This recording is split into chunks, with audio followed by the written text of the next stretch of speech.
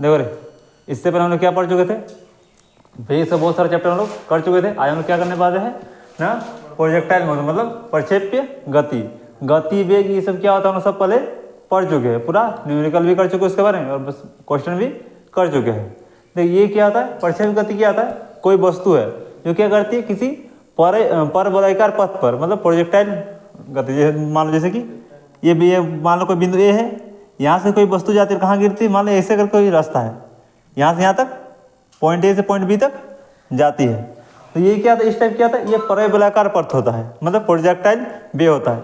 इस रास्ते इस हिसाब से कोई वस्तु जाती है तो उसको क्या कहते हैं हम लोग, प्रक्षेप्य गति कहते हैं।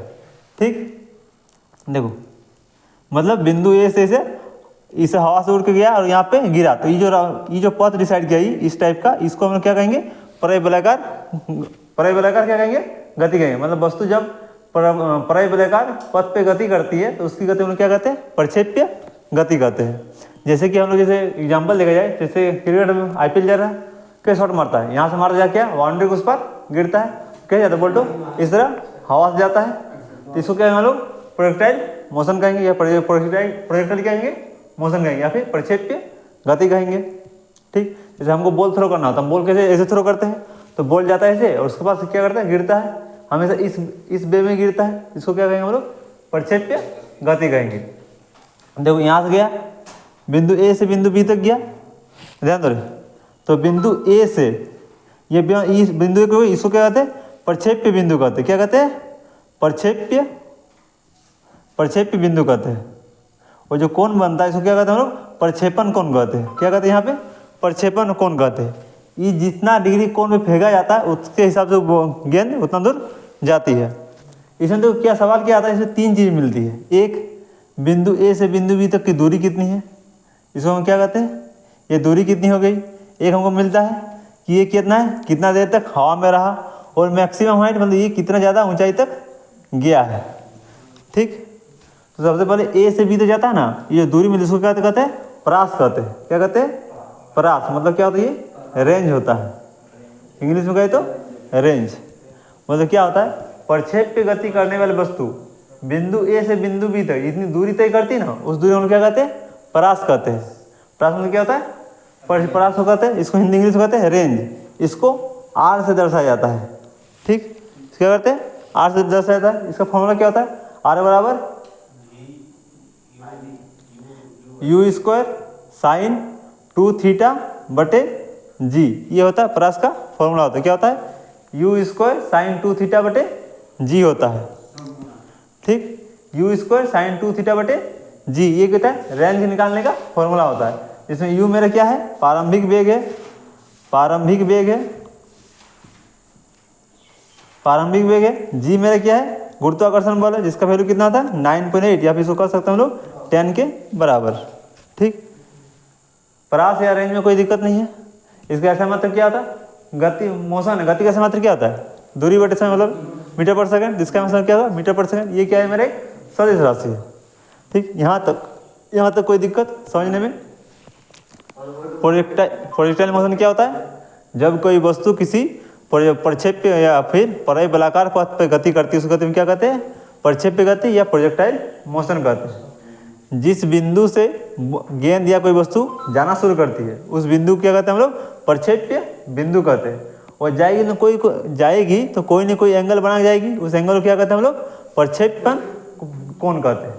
ठीक, और ये जो डिस्टेंस तय किया, इस डिस्टेंस को क्या कहेंगे, परास या फिर रेंज कहेंगे। इसका फॉर्मूला क्या होता है, यू स्क्वायर साइन 2 थीटा बटे जी, जिसमें यू का वैल्यू क्या होता है, प्रारंभिक वेग। अगर गई है तो किसी न किसी वेग से गई होगी, वो वेग हो गया। और थीटा क्या है, जैसे मारते हो कोई ना कोई एंगल बना के जाते हैं, बिना एंगल बना कोई वस्तु जा नहीं सकती, तो एंगल क्या हो गया मेरा, थीटा हो गया। आज जी क्या होता है, गुरुत्वाकर्षण 9.8 को या फिर 10 को। इसे हम लोग गुरुत्वाकर्षण जब ग्रेविटेशन पढ़ेंगे तब इससे पता चलेगा कि जी का वैल्यू 9.8 क्यों होता है, बड़ा जी क्या होता है, छोटा जी क्या होता है, तब इसे हम लोग को डिटेल से बताएंगे। यहाँ तो कोई दिक्कत। और सवाल ये आता है कि कितना डिग्री पर फेंका जाएगी गेंद, या जो वस्तु फेंकेंगे वो कितना दूर पे जाके गिरेगी। जैसे नीरज जब भाला फेंकता है तो कोई ना कोई एंगल फेंकता होगा, इसका भाला गिर जाता है, यहाँ से फेंका जाकर वहाँ कुछ गिरता है 80 मीटर 87 मीटर कुछ जाता होगा। तो यहाँ पे एंगल से फेंकता होगा, जो एंगल कहाँ जैसे जमीन से नापा जाता है। जैसे मान लो इस तरह हम फेंक रहे हैं तो क्या होगा, जो मेरा एंगल बनेगा यहाँ पे वो कहाँ बनेगा, जमीन से एंगल बनेगा कुछ ना कुछ 10 मीटर 50 मीटर 60 मीटर कुछ ना कुछ सॉरी 60 डिग्री 50 डिग्री का बनेगा। वो एंगल एक तो या बहुत ज़्यादा दूर जाएगा और एक एंगल क्या होता है बहुत कम दूर जाएगा। तो देखो क्या होता है, देखो अच्छा साइन थीटा होता है, इसका रेंज कितना होता है -1 से +1 के बीच होता है। मतलब न्यूनतम -1 होगा, जो अधिकतम क्या होता है +1 होता है। अच्छा क्या होगा, मान लो थीटा का वैल्यू हम क्या बैठाए, थीटा का वैल्यू 0 डिग्री बैठाते हैं तो क्या हो जाएगा r बराबर u² साइन 2 × 0 डिग्री, तो 2 0 हो गया बटा जी। साइन 0 का वैल्यू कितना होता है 0 होता है, तो यहाँ पे रेंज कितना हो जाएगा 0। अगर वो 0 डिग्री फेंकता है तो क्या होगा, वस्तु आगे जाएगी ही नहीं। 0 डिग्री कैसे, इस टाइप का फेंक कितना हो जाएगा, यहाँ भी जाएगा नहीं जा पाएगा।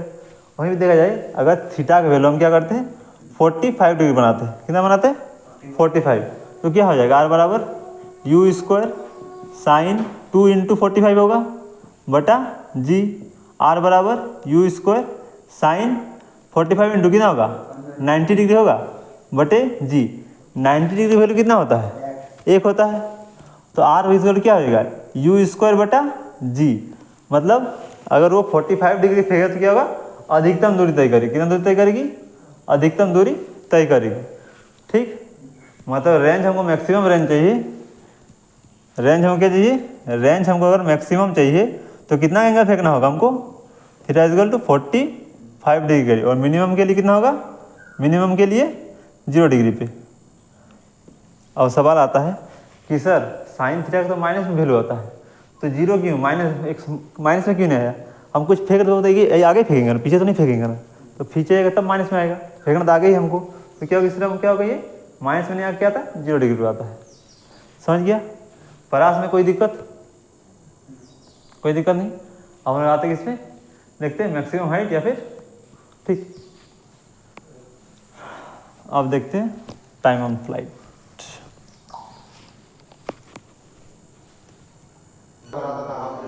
देखो रे, अरे देखो बनाते हैं क्या कहा गया है, किसी वस्तु को 10 मीटर पर सेकंड के वेग से 30 डिग्री के कोण पर फेंका गया तो परास ज्ञात करने बोला है। मतलब कोई वस्तु है, मान लो वस्तु क्या है, प्रारंभिक वेग u कितना मेरा 10 मीटर पर सेकंड है और थीटा कितना दिया मेरा 30 डिग्री थीटा दिया है। हमको निकालना क्या है, परास निकालना है।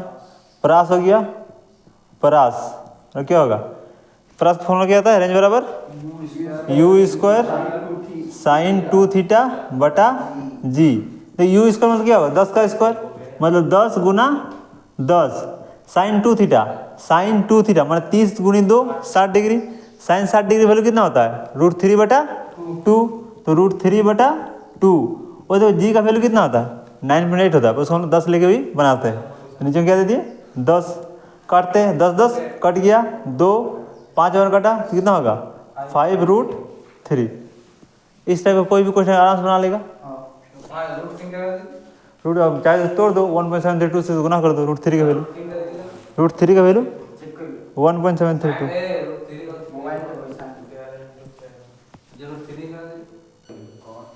देखो रे, दूसरा क्वेश्चन क्या है, किसी वस्तु को 50 मीटर पर सेकंड के वेग पर 45 डिग्री कोण पर फेंका गया है तो परास ज्ञात करने कहा गया है। अब कैसे निकालेंगे, u मेरा कितना दिया हुआ है 50 मीटर पर सेकंड, थीटा कितना दिया मेरा 45 डिग्री। क्योंकि क्या निकालना है, रेंज निकालना है। क्या होगा u² साइन 2 थीटा बटा जी। अब देखो u² मतलब 50 गुना 50, 50 गुना 50 साइन 2 थीटा मतलब साइन 45 डिग्री इंटू 2 कितना साइन 90 डिग्री होगा। तो साइन 90 का वैल्यू कितना होता है 1 होता है, 1 दे दिए बटा 10, ये जो कट गया कितना आ गया मेरा 250।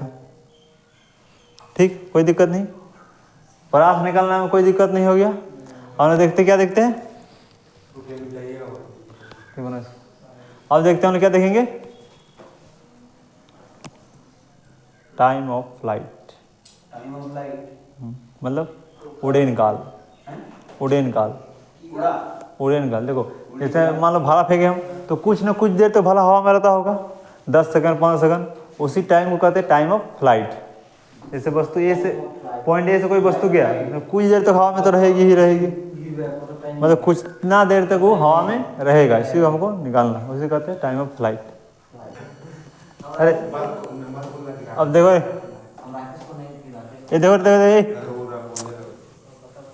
क्या है, बिंदु ए से कोई वस्तु बी तक गई, ए से बी तक गई, किस पथ पे गई ना, परवलयाकार पथ पे गई, इसको क्या हम लोग परास कहते हैं। यहाँ तक तो हम लोग देख लिए। अब देखिए क्या होता है, कोई जैसे जब भाला को फेंकता है तो कुछ देर तक हवा में रहता ही होगा, जाता है इस पथ पे जाता है, पर कुछ ना कुछ देर तक हवा में रहता है, तो जितना देर तक हवा में रहेगा ना उसको क्या कहेंगे, उड़ान काल या फिर टाइम ऑफ फ्लाइट। तो देखो इसका फॉर्मूला क्या होता है, इसको टी से दर्शाते हैं, टी वाला क्या होता है u 2u sine theta by g, क्या होता है 2u साइन थीटा बटे जी होता है, ठीक, क्या होता है 2u साइन थीटा बटे जी। आर क्या था मेरा यू स्क्वायर साइन 2 थीटा बटे जी, ये क्या मेरा 2u साइन थीटा बटे जी होता है। इसमें u मेरा क्या होगा प्रारंभिक वेग होगा, साइन जी का वैल्यू कितना होगा 9.8 या फिर 10 ले सकता है, ठीक बना सकता है।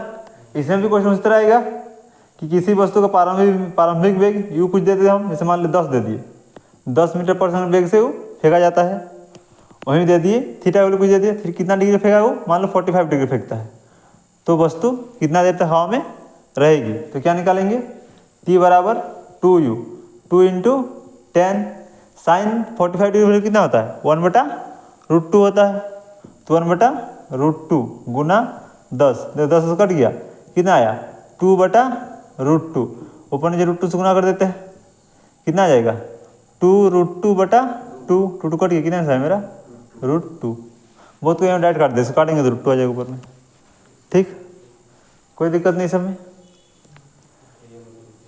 उड़ान काल हो गया, रेंज हो गया, मतलब टाइम ऑफ फ्लाइट पढ़ लिए हम लोग और रेंज पढ़ लिए।